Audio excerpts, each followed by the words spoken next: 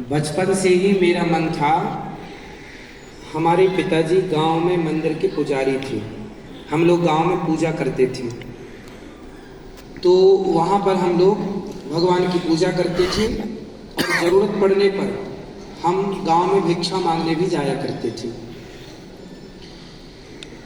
एक दिन क्या हुआ कि हमारे गांव में ना कुछ संत आए। संतों ने, हम लोग वहाँ एक जगह बैठे थे मंदिर में, और गांव के बहुत लोग भी बैठे थे, वरिष्ठ लोग भी थे, धनाढ्य लोग भी थे। संत लोग आए, 8-10 संत। संतों ने कहा कि हमें भूख लगी है। उस समय 11-12 बजे का टाइम था, दोपहर का। उन्होंने कहा कि हमें भूख लगी है, कहीं भोजन मिलेगा।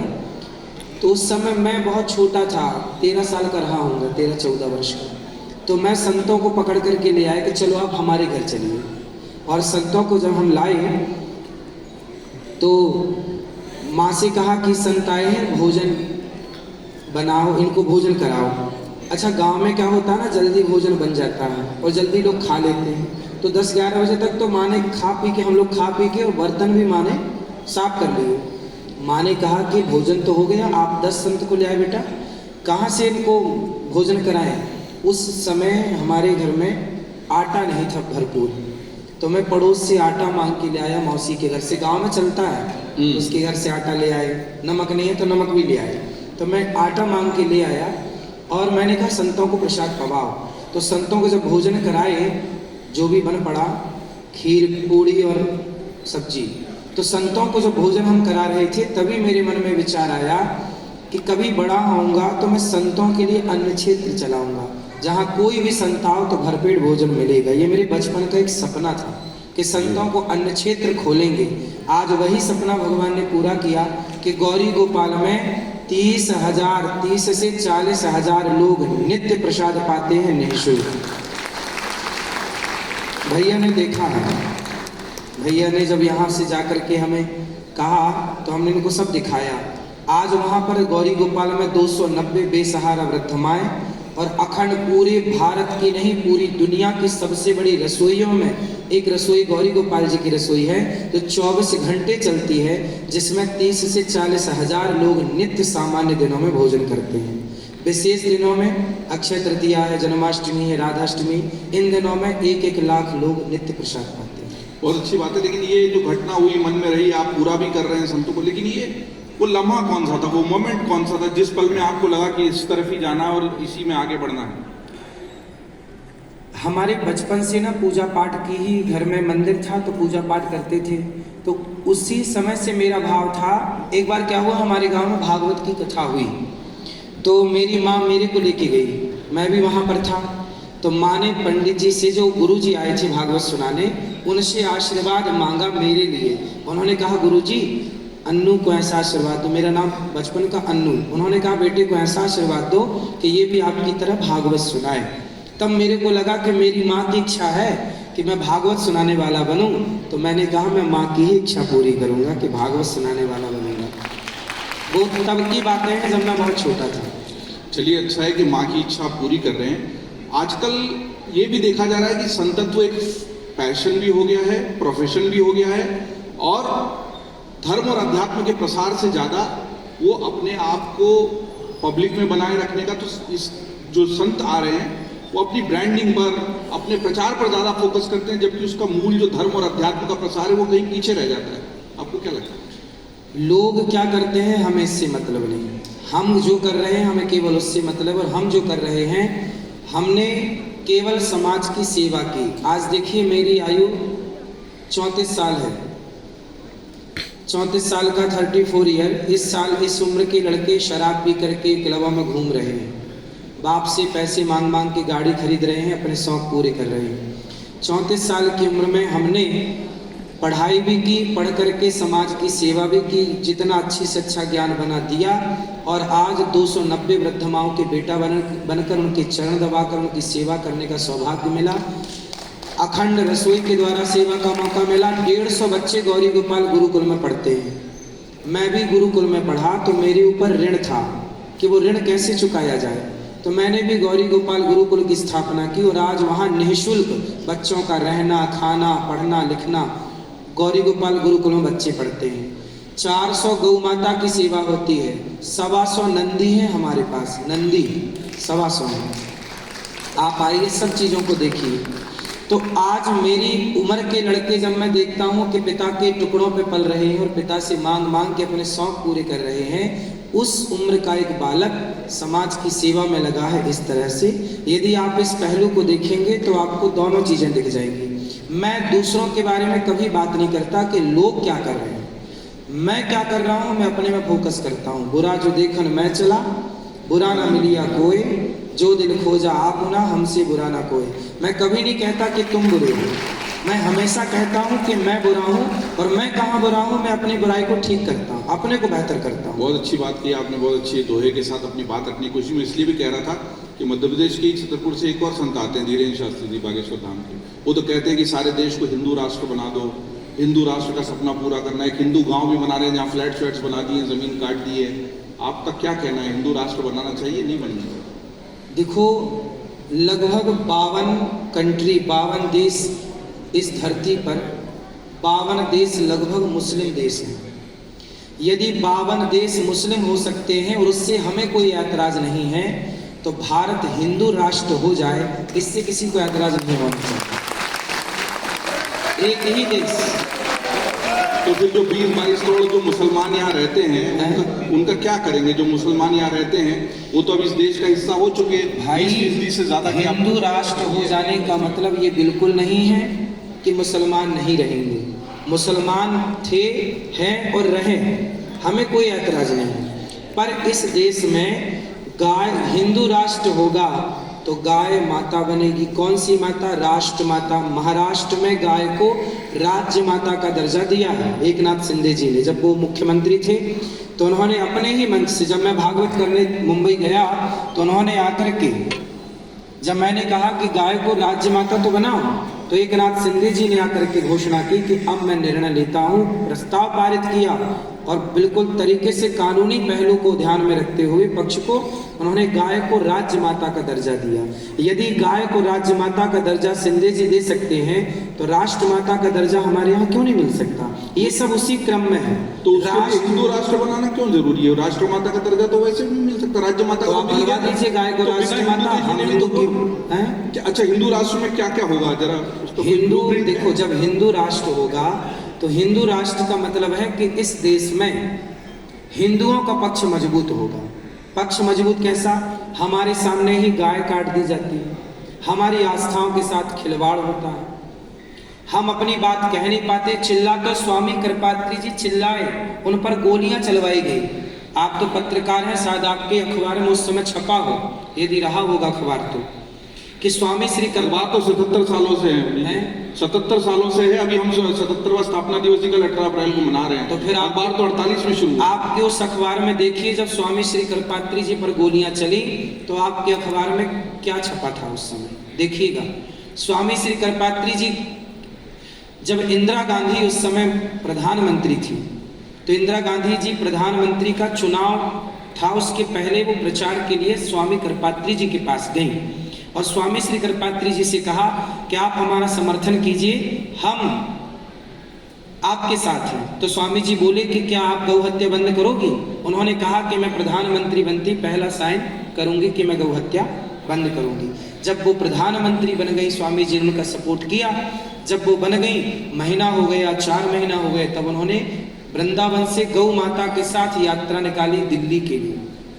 और जब वो दिल्ली की यात्रा पहुंची दिल्ली में, और उन्होंने कहा कि आपने बोला था कि गाय को राष्ट्र माता का दर्जा देंगे, गौ हत्या बंद करेंगे, तब उन्होंने गोली चलवा दी स्वामी श्री कृपात्री जी पर। और जेल में, आजाद भारत में पहला संत जेल में कोई गया तो स्वामी श्री कृपात्री जी गए, इंदिरा गांधी जी ने उनको अंदर किया।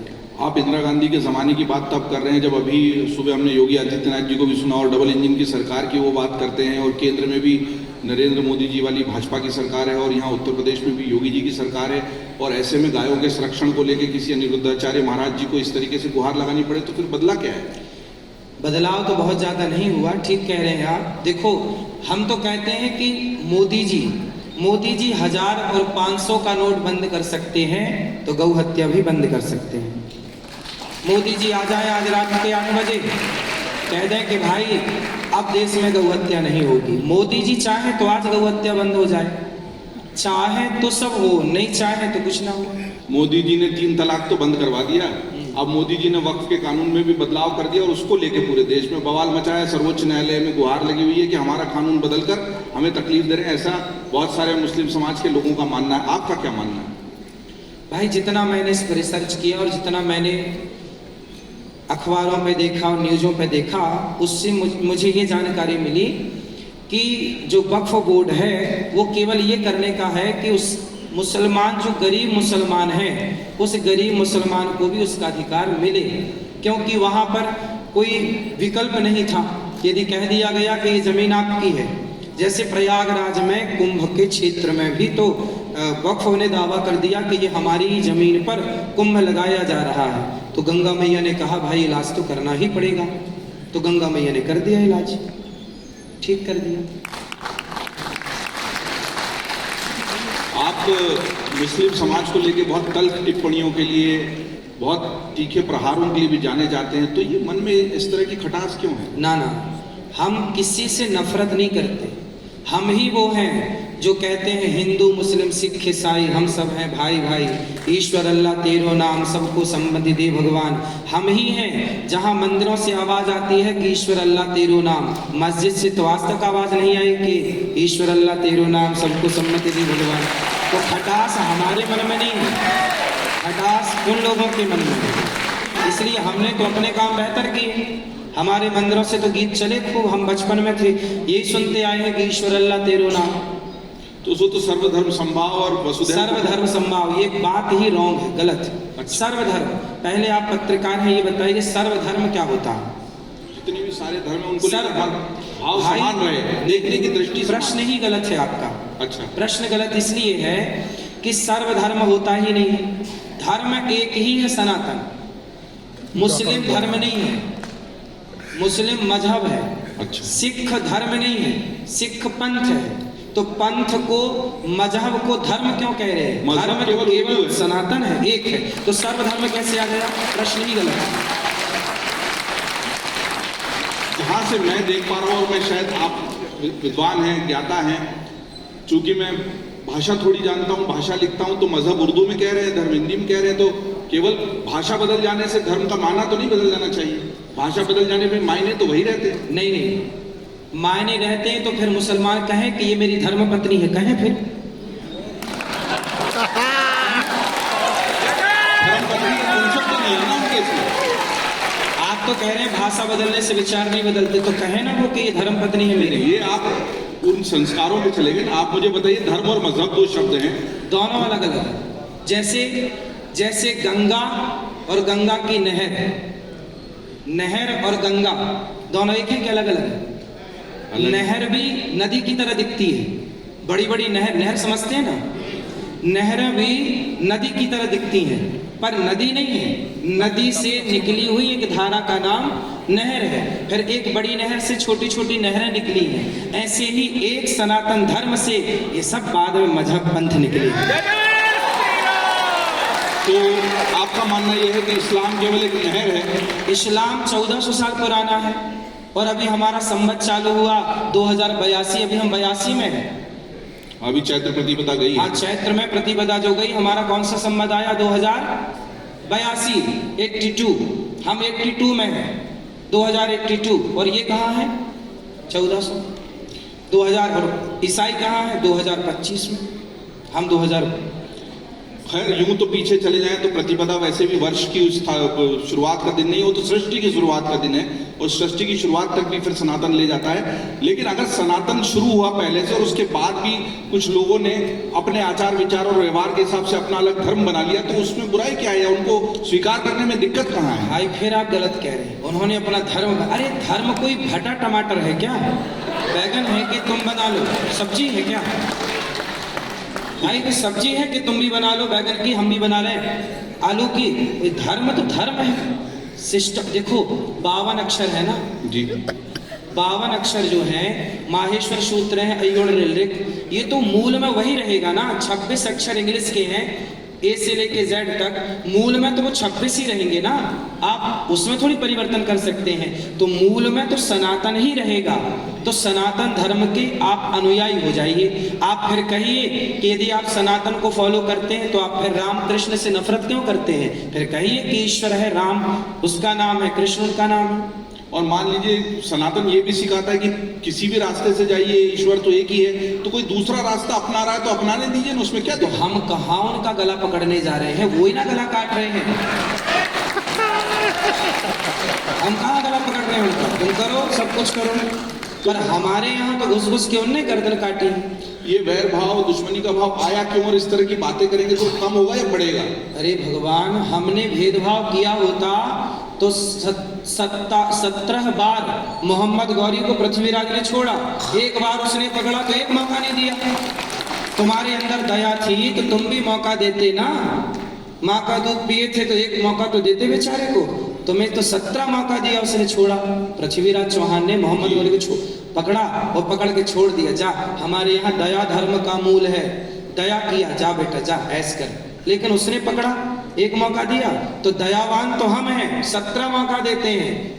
दया हमारे अंदर है, चिड़ियों को पानी रखते हैं। दया हमारे अंदर है, सांप को भी दूध पिलाते हैं। दया उनके अंदर नहीं। दया होती तो जिस गाय को हम माता कह रहे हैं वो मार के काट के खाना जाते। दया देखो, दया की बात कर लेना अलग है, दयावान होना, हिंदू के खून में दया भरी। और सुनो जी, इस धरती पे दयावान केवल हिंदू हो सकता है। हिंदू कोई जाति नहीं है, हिंदू कोई परम, हिंदू एक विचारधारा, इस विचारधारा का नाम हिंदू है। आप यदि हिंदू होंगे तो आप कभी गाय को नहीं काट सकते। आपकी दादी नानी, आप हिंदू ही है ना, आपकी दादी नानी ना आटा डालती है। मेरे घर में गाय पलती रही, देखता रहा है ना। आपकी दादी नानी चींटी को क्या करती है? आटा डालती है, क्योंकि आपकी दादी के खून में दया भरी है और वही आपके अंदर आई। आपके सामने 1 करोड़ रुपए रखा जाए, कहे कि तुम गाय को काट दो, आप कभी नहीं काटेंगे। हिंदू की गारंटी हम लेते हैं ना, दयावान है, खून है उसका वैसा। आपकी बात से 2 प्रश्न निकलते हैं कि इतने लंबे समय से हम दयावान रहे और हमें उसके बदले में अच्छा सिला नहीं मिला, तो हमें अब दया भाव छोड़ देना चाहिए क्या? देखो, दया उतनी ही करो कि कायरता ना कहलाए।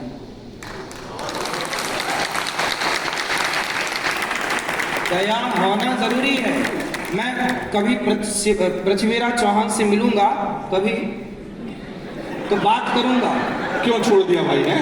क्यों छोड़ दिया ऐसा बोल? नहीं, उस नालायक मोहम्मद गौरी के चक्कर में संयोक्ता को जिंदा जलना पड़ा। पृथ्वीराज की पत्नी संयोक्ता है? गलत तो नहीं है? पृथ्वीराज जी की पत्नी संयोक्ता, कितनी सुंदर वो मेरी हमारी सबकी माँ थी, उनकी पत्नी थी। एक नालायक के चक्कर में उन्हें जिंदा जौहर करना पड़ा। जौहर क्यों करना पड़ा? कितनी स्त्रियों को बाद में जौहर करना पड़ा उसके चक्कर, एक की गलती की का। इसलिए इतनी दया मत करिए कि तुम्हारी बहन बेटियों को जिंदा जलना पड़े। दया, भगवान ने गीता में अर्जुन को गीता भी सुनाई, महाभारत में गीता सुन, गीता भी सुनाई, और बाद में कहा कि अब गीता से काम नहीं चल रहा तो गांडीव उठा। तो एक हाथ में गीता रखो, दूसरे हाथ में गांडीव रखो, साले तुम जैसे सुधरोगे वैसे सुधारोगे। तो आप कह रहे हैं कि दया भाव छोड़े और जहां साहस दिखाना हो साहस दिखाए। दया, पहले हम आपको गीता सुनाएंगे, नहीं मानोगे तो फिर? अब नहीं मानोगे तो फिर गांडीव उठाएंगे। आपने बहुत अच्छी बात कही। मैं एक सवाल और दिलचस्प पूछना चाहता हूँ, आपको जाना है, मुझे पता है समय कम है, लेकिन जिस गाय को लेकर हमारे मन में इतना आदर का भाव है, माता मानते हैं, पूजा करते हैं, आप ठीक कह रहे हैं कि हम उनके साथ हिंसा नहीं कर सकते, कोई दूसरा हिंसा करता है तो हमें बुरा लगता है, लेकिन वही गाय जब सड़क पर पॉलीथीन खाकर मर जाती है, पेट फूल जाता है, तो फिर कहाँ जाता है हिंदुत्व? तो आप पत्रकार हैं, आप भी तो खोलें कुछ गौशालाएं। अरे आपकी गौशाला में भेज देते मिले। जितने पत्रकार हैं, ये सारे पत्रकार हमारे बंधु एक एक गौशाला खोलें, और जो भी आप लोग कमाते हैं, चैनल कितना बड़ा काम करता है, कितना रेवेन्यू जनरेट करता है, इससे एक हजार चार चार हजार गैया रखो सारे पत्रकार। बच्चे की गाय पॉलीथीन क्यों खाती है? आप भी तो जिम्मेदार हैं, गाय पॉलीथीन खा रही है। हम तो देखो आपसे उम्र में छोटे हैं और आपसे पढ़े लिखे भी कम हैं, लेकिन हम तो 400 गैया की सेवा करते हैं। आप बताओ आप कितने की करते हो? गाय माता आप पे कृपा करे, जो गाय मिल जाती है आसपास गौशाला होती है, सेवा का प्रयत्न रहता है कि इसलिए आपने अच्छी बात कही, छोटी छोटी गैया, छोटे छोटे गाल, छोटो सो मेरो मदन गोपाल।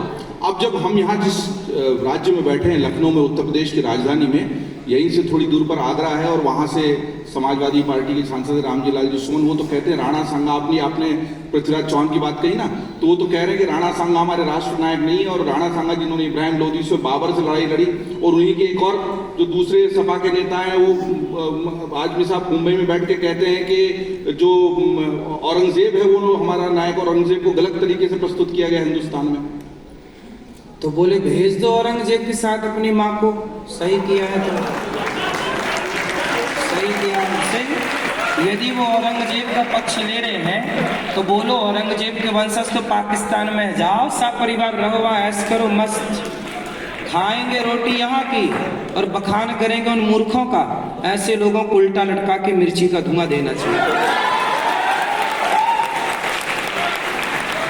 वो रामजी लाल सुमन कहते हैं कि अगर मुसलमान सारे औरंगजेब की औलाद हैं तो फिर जो राणा सांगा है वो भी गद्दार थे, और वो आप गद्दार राणा सांगा के वंशज, ऐसा वो कहते हैं। राणा सांगा को गद्दार बताते हैं। देखो हमारे यहाँ गद्दार कौन थे तो इतिहास बता ही देगा, इसलिए इनसे कहो कि पहले इतिहास पढ़ा करो।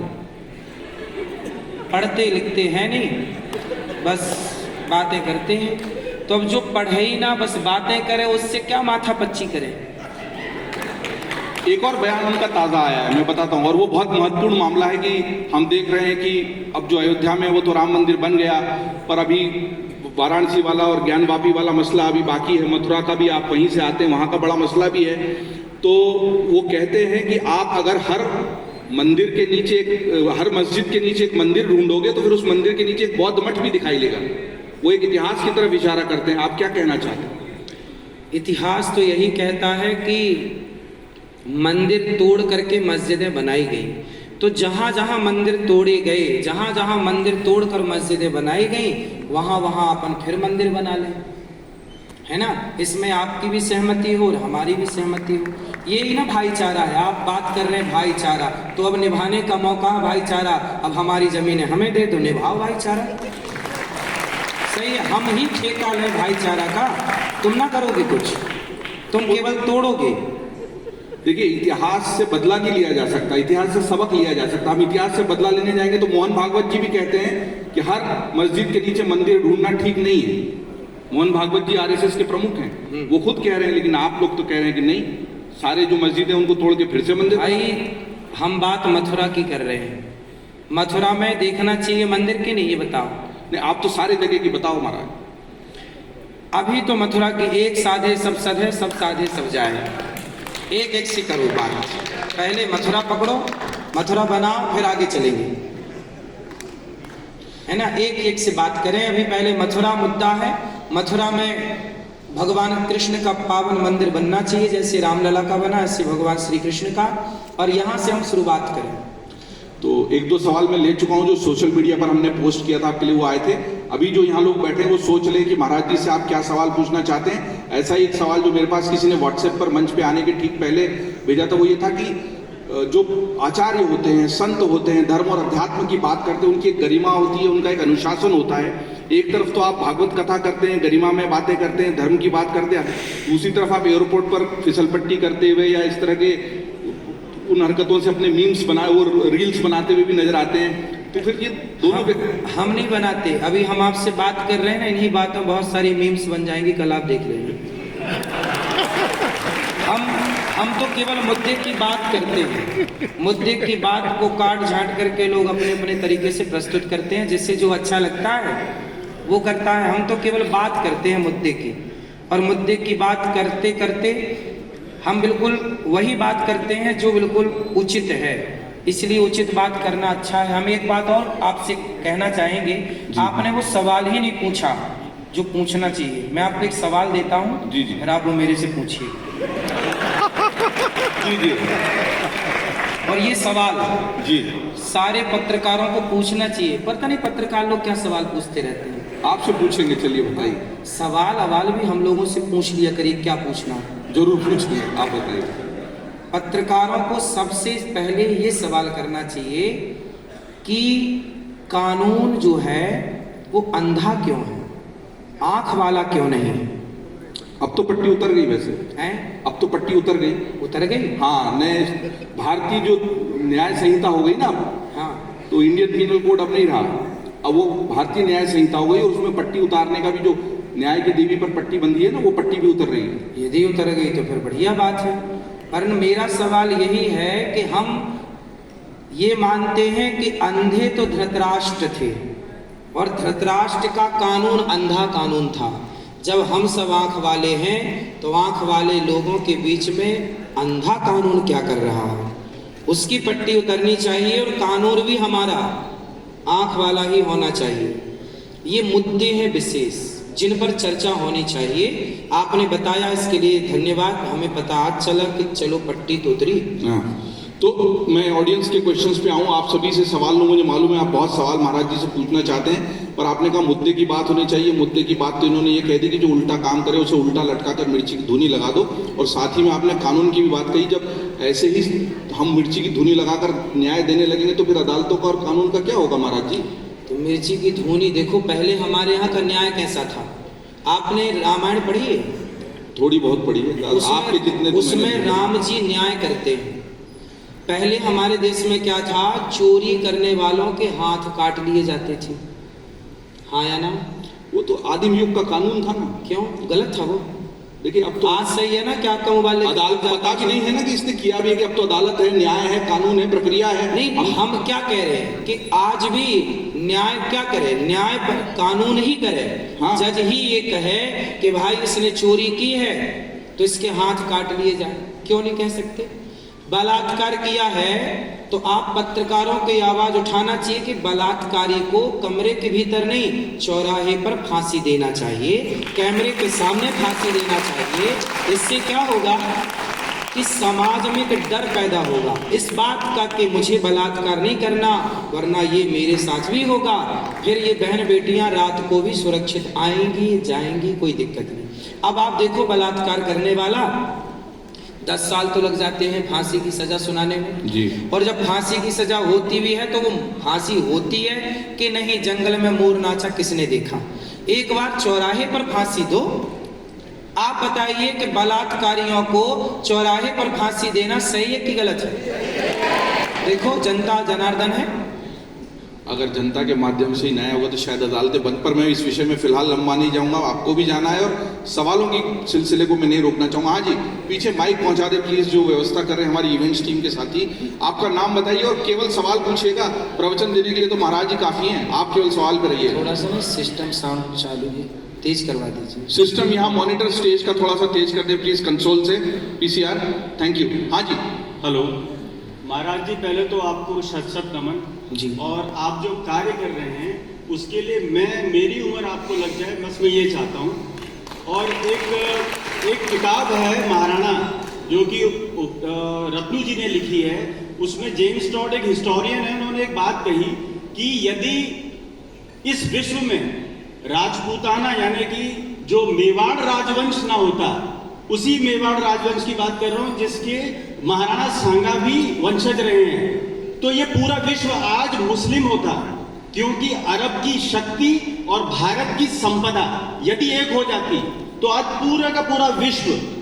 भाई साहब सॉरी, पर आपका सवाल क्या? आपका मेरा सवाल सिर्फ इतना है कि इस प्रकार के लोग जो महाराणा सांगा, जिनको चलता फिरता खंडहर कहा जाता था, एक हाथ नहीं था उनका, युद्ध में काम आया धर्म की और देश की रक्षा के लिए, और एक आंख नहीं थी उनकी और एक पैर नहीं था उनका, ऐसे महान योद्धा के लिए, सनातनी हिंदू योद्धा के लिए इस प्रकार के शब्दों का इस्तेमाल जैसा कि एक नेता ने किया, उस पार्टी का नाम नहीं लूंगा महाराज, ऐसे व्यक्ति के साथ क्या होना चाहिए, बस ये मैं आपसे सवाल पूछना चाहता हूं। बड़ी देखो, ऐसे लोगों के साथ ही कानून के तहत कार्यवाही होनी चाहिए कि आपने हमारे वीर देखो, फिर वही बात आ गई हिंदू राष्ट्र। यदि हिंदू राष्ट्र होता तो हिंदू इन लोगों के जो हमारे बीते हुए राजा हैं, हमारा बीता हुआ कल है, उनके बारे में कोई गलत नहीं कह सकता था। आज हम हिंदू राष्ट्र नहीं हैं, इसलिए कुछ भी कह के लोग चले जाते हैं और व्यक्ति विशेष की आज़ादी स्वतंत्रता की बात करते हैं कि जी हमारी आज़ादी है, अभिव्यक्ति की आज़ादी, हम कुछ भी कहें, आपको क्या करना है। अगले सवाल पे आ जाते हैं जल्दी से। मैं फिर से कहूंगा प्लीज अपनी एक मेरा छोटा सा प्रश्न आग्रह है, जो आज की डेट में हमारी यंग जनरेशन है जो बहुत टाइम इंटरनेट और यूट्यूब में बर्बाद करती है, प्रोडक्टिविटी के नाम पर वो कुछ नहीं कर पा रही है। मैं बस इस माध्यम से आपसे गुजारिश करना चाहूँगा कि आप उनको एक ऐसा मैसेज दें जिससे कि उनकी प्रोडक्टिविटी बढ़े, वो देश के कुछ काम आ सके।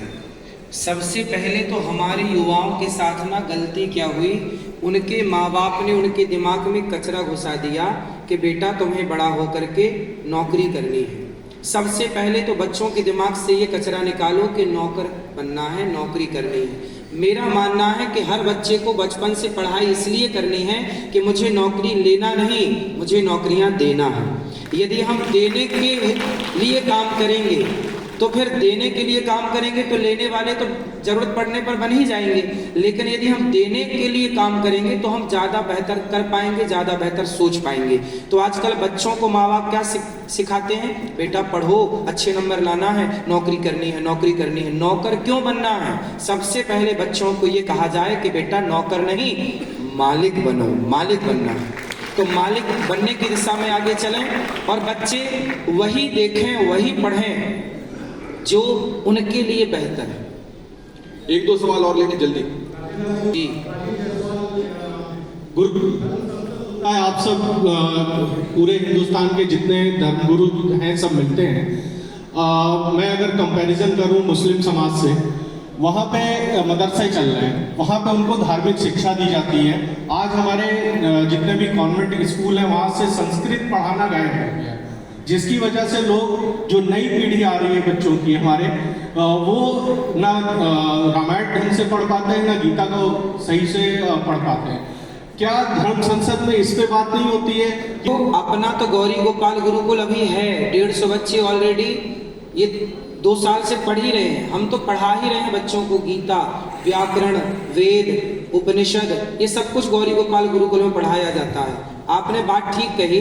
देखो, सबसे पहले जब हमारा देश आज़ाद हुआ तो आज़ाद भारत में सबसे पहले जो शिक्षा मंत्री बने वही मुसलमान बन गए, और उन्होंने मुसलमान बन के उन्होंने क्या किया, मदरसों को तो आगे बढ़ाया पर गुरुकुल की मान्यताएं समाप्त कर दी, गुरुकुल को जीरो कर दिया। आज भी आपको बताएं कि कोई भी सरकारी गुरुकुल एक्टिव नहीं है, ना के बराबर कहीं हो तो। बाकी मदरसाओं को पूरा सरकार का सपोर्ट है पर गुरुकुलों को कहीं भी भारत सरकार का कोई सपोर्ट नहीं है। ये बड़ी विडंबना है। अब साधु लोग क्या करें, संत लोग गुरुकुल चलाएं तो लोग कहते हैं पाखंडी है बाबा। बड़े बड़े, अब देखिए मूवियाँ बनती हैं, आश्रम जैसी मूवियाँ बना बना करके संतों के खिलाफ युवाओं के मन में जहर भरा जा रहा है कि नहीं? आप लोगों को इस पर बात करनी चाहिए। महाराज, आपने जो सवाल किया ना वो गंभीर भी है। ऑडियंस का एक आध सवाल तो ले लेंगे, सत्र भी पूरा हो रहा है। लेकिन आप ये बताइए कि कुछ बाबाओं ने सचमुच पाखंड किया भी है ना, चाहे सब नहीं भी करते हो, उन्होंने जो उनको जो सजा मिली कानून से मिली है ना, कोई पब्लिक नहीं है। रामपाल महाराज हो, चाहे आसाराम जी महाराज हो, चाहे गुरप्रीत, सभी को जो कुछ भी कार्रवाई हुई कानूनी हुई।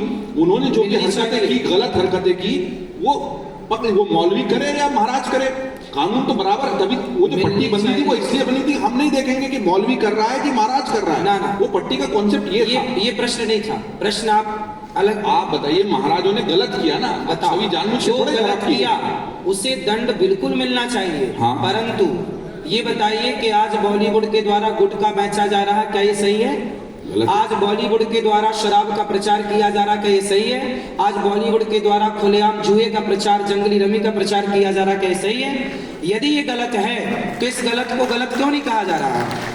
फिर संतों को, चलो जो संत गलत थे उन्हें दंड दो, हम कहते हैं दंड देना चाहिए, लेकिन जो सही हैं उन सही संतों को सही भी तो कहो। ऐसा छोड़ी कि एक गलत किया तो सारे संत समाज को आपने बदनाम कर दिया। अब आश्रम जैसी मूवियां जब बनी तो उसमें एक का नाम लेके बनाते ना मूवी, फिर सभी संतों को क्यों टारगेट किया गया? फिर तो बदनामी सभी संतों की हो रही है। अच्छे संतों को मंच मिले और अच्छे संतों की बातचीत दूर तक जाए, वही हमारे अमर उजाला के संवाद जैसे मंचों की कोशिश है। इसीलिए आप मंच पर हैं और हमारी कोशिश है कि आपकी बात देर तक जाए, दूर तक जाए। आखिरी का सवाल, मुझे इशारा हो चुका है, फिर भी एक आखिरी सवाल। आप भी पत्रकार हो? सुनो, गांधी जी के लिए आपने कहा कि उन्होंने शांति से आज़ादी दिला दी। ये बताओ कि जब पाकिस्तान और हिंदुस्तान का बंटवारा हुआ और जब लाशें ट्रेनों पर पाकिस्तान से हिंदुस्तान आई, उन लाशों का जिम्मेदार कौन था? नाम बताओ। हाँ, थे ना गांधी जी? आपने कहा, हमने नहीं। इसका मतलब ये हुआ कि बेटा, हाथी के दांत दिखाने के कुछ और है, खाने के कुछ और है। ऐसा लग रहा है बातचीत लंबी चले, लेकिन अब मुझे आखिरी इशारा हो चुका है। मैं बहुत धन्यवाद करूंगा अनिरुद्धाचार्य जी का कि वो अमर उजाला संवाद के मंच पर इतनी व्यस्तता के बीच आए। ये जो सवाल पूछने की कशिश है वो बनी रहेगी, तो उत्तर देने के लिए भी अनिरुद्धाचार्य जी आगे अमर उजाला के साथ हाजिर रहेंगे। अनिरुद्धाचार्य जी, आपने जो बातें कही उनसे हर बात से एक नया संवाद निकल सकता है। ऐसे संत हैं जो भागवत पर भी उतने अधिकार से बोलते हैं जितने राजनीति पर, समाज पर, रीतियों पर, कुरीतियों पर। और एक तो मेरा रह गया, बिस्कुट को बिस्कुट बोलने वाले संत हैं, बिस्कुट को बिस्कुट बोलते हैं। बहुत अच्छा लगा आपसे बातचीत करके, बहुत बहुत धन्यवाद। और अगली बार फिर अमर उजाला संवाद के मंच पर बचे हुए प्रश्नों की कसक के साथ फिर आपसे रूबरू होंगे। बहुत बहुत धन्यवाद।